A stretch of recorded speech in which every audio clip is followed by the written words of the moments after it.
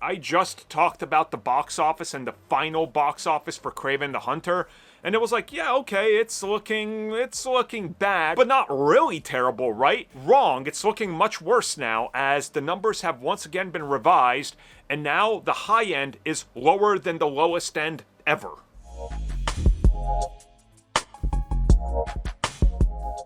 Literally just about 24 hours ago, I put up what I thought was going to be the final predictions, but then they started to get revised.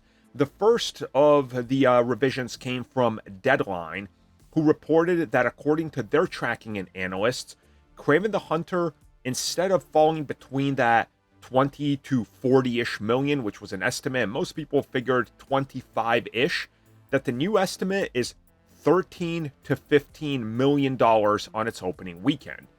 It wasn't too long before many of the other outlets also revised their own numbers, somewhere in the area of 15 to maybe 20 on the high end.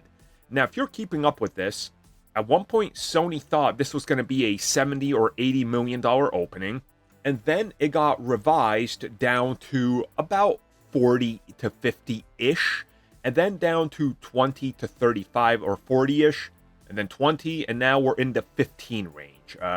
Any way you look at this, any analysis you do, anything you look at related to this film, there seems to be a true lack of interest from everybody.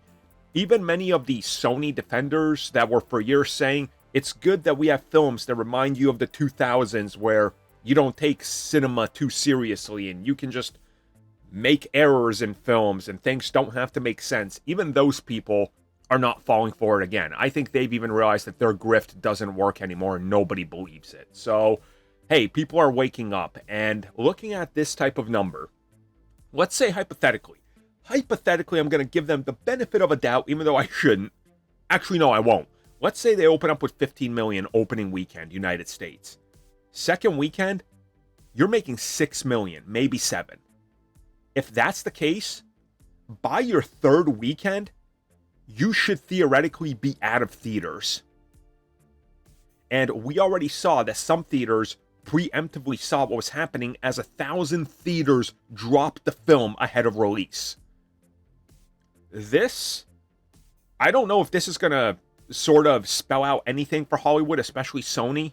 Maybe it will, but this is an absolute disaster in every sense of the word, and I'm starting to think that Aaron Taylor-Johnson isn't necessarily the star that everybody's trying to make him out to be.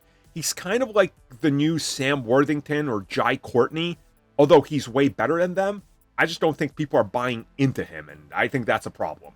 Well, everybody, thank you for watching that video, and as always, you can like, subscribe, share, do whatever you will. Check out the recommended video that's popped up somewhere on the screen, and also if you would like additional content, including more discussions and more unfiltered content, check out what we offer to the members section, which has new videos going up all the time.